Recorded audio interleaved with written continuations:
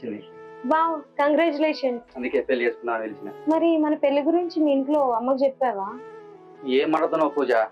మా అమ్మ చెప్తే ఒప్పుకుంటుందా?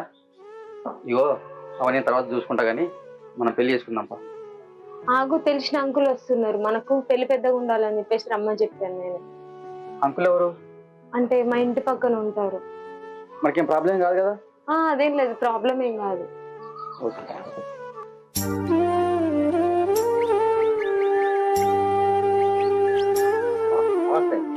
అన్ని రెడీ చేసుకున్నారా బాబు? బాబాయ్ రెడీ చేసుకున్నావా?